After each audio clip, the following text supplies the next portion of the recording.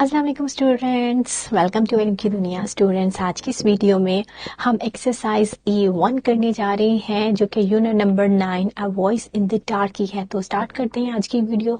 Students, अपनी books open कीजिए। Page number 106 पर हमारे पास क्वेश्चंस दिए गए हैं, उनको हमने आंसर करना है। फर्स्ट क्वेश्चन है, what time of year was it? मतलब कि ये साल का कौन सा वक्त है when this incident took place, जब ये वाकया जो है पेश आया। How do you know? तो ये कब वाकया पेश हुआ था, क्या टाइम था? ये मौसम सरमा का टाइम था। ठीक है स्टूडेंट्स, तो हम कैसे जानते हैं वो मैं आपको बोर्ड पे लिख के बताती हूँ। फर्स्ट आपने लिखना है आंसर्स में A, this incident took place in winter. अब एक पोर्शन तो हो गया। नेक्स्ट है हाउ डू यू नो, आप कैसे जानते हैं? When the author says that the mornings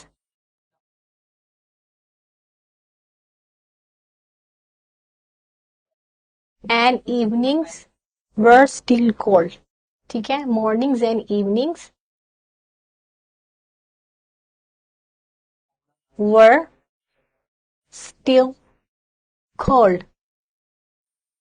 क्योंकि जो दिन और रात थी ठंडी थी, इस वजह से जो ऑथर कह रहा है कि ये मौसम सरमा का टाइम था। नेक्स्ट है, what kind of train was it? Diesel, electric और steam? How do you know? तो स्टूडेंट्स, कौन सी थी? Yes, it was a steam train. हम यहाँ लिखेंगे it was a steam train. ये फर्स्ट पार्ट हो गया। देन है how do you know. How do you know, किस तरह से आपको पता चलता है? तो नेक्स्ट पोर्शन होगा, when the train reaches the station. ठीक है, comma, it was steaming slowly. इस वजह से पता है कि ये जो है भाप वाली ट्रेन थी, भाप निकालने वाली। नेक्स्ट है, what in the story is described as being insignificant? Why does this mean? Insignificant गैर जो होती हैं अहम या अनइम्पॉर्टेंट थिंग्स। ठीक है, तो यहाँ क्या है, what in the story is described. तो हम यहाँ लिखेंगे the stations of the small towns are described as being insignificant, right? The stations of the small towns are described as being insignificant। ये एक पोर्शन हो गया। फिर उसके बाद पूछा जा रहा है what does this mean, कि इसका क्या मतलब है? तो इसका मतलब होगा the stations are not important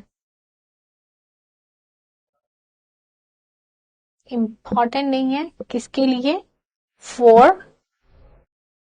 for the faster trains।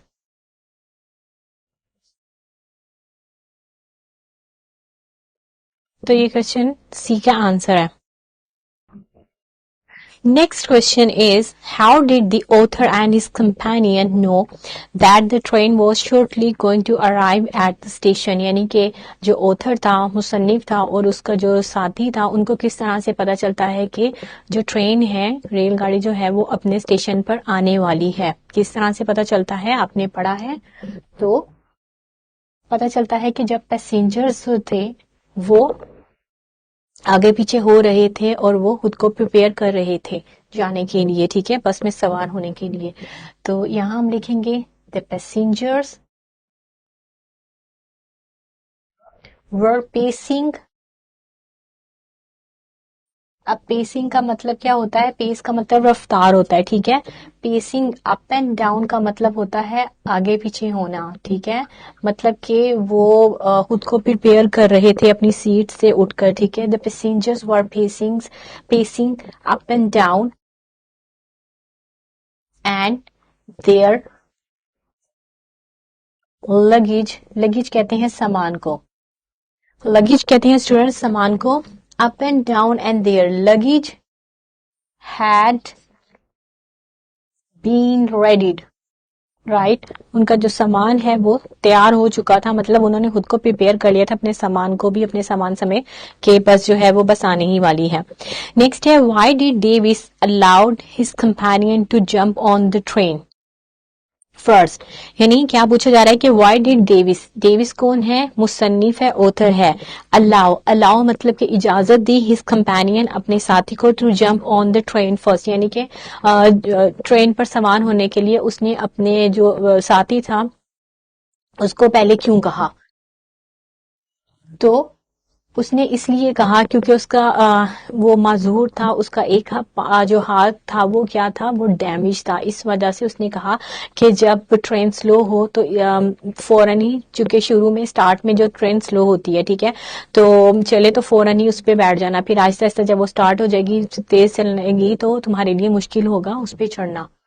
तो यहाँ होगा, स्टार्ट करेंगे वन ऑफ हिज हैंड्स, ठीक है, हाथों में से एक हाथ, तो यहां लिखेंगे one of his hands, right. यहाँ पे हैंड्स आएगा। वॉज मेम्ड, अब मेम्ड का मतलब क्या होता है कि माजूर, डैमेज, काम ना करना, ठीक है।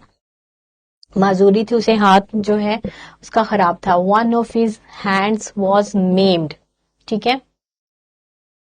सो हम यहां लिखेंगे सो डेविस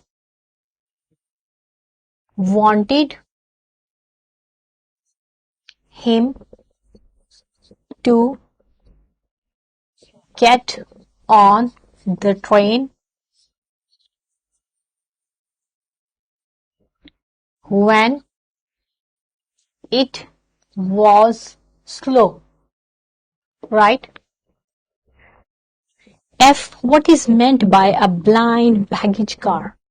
अब ब्लाइंड बैगेज कार का क्या मतलब होता है? मतलब वो कार, मतलब कार यहाँ पे यूज किया गया है, कार को कहा जाता है ट्रेन, ठीक है। तो ब्लाइंड बैगेज कार जिसका डोर नहीं था, जिस ट्रेन का डोर नहीं था, तो यहां होगा the blind baggage car is the train that had no door, right? Last, does Davis blame the man for the accident? कि क्या वो जो डेविस है, जो ऑथर है, वो ब्लेम करता है अपने कंपेनियन को जो उसके साथ था, कि वो खुद रिस्पॉन्सिबल है एक्सीडेंट के लिए? तो स्टूडेंट्स, यस, वो खुद रिस्पॉन्सिबल था, क्योंकि वो उसका एक हाथ जो था वो मेम्ड था, यानी डैमेज था, जिसकी वजह से वो अपने ख्यालों में था और वो स्टेप इन नहीं हो सका ट्रेन पर, ठीक है, कि वो सवार होने में उसे प्रॉब्लम हुई, तो उसे पता नहीं चला, जिसकी वजह से जो है जब उसे पता चला, जब उसे प्रोसेस हुआ कि उसका जो फ्रेंड है, जो ऑथर है, वो उससे बात कर रहा है, उस पर शाउट कर रहा है, तो वो फिर जो है उसने एक स्टेप तो लिया, लेकिन बहुत आहिस्ता लिया, जिसकी वजह से है वो सही तरह से पाँव नहीं रख सका ट्रेन पर, और वो जो है वो हादसे का शिकार हुआ और उसे जो है वो चोट लग गई। तो ये आंसर है, ठीक है। मैं आपको लिख के बताती हूँ। Why does Davis blame the man? His companion didn't clear the step, ठीक है, उसने स्टेप जो है उससे क्लियर ना हो सका, वो चढ़ नहीं सका। तो क्या हुआ था फिर उसके बाद हम लिखेंगे डेविस shouted एट हिम, ठीक है, उस पे वो चिल्लाया, टू क्लियर द स्टेप,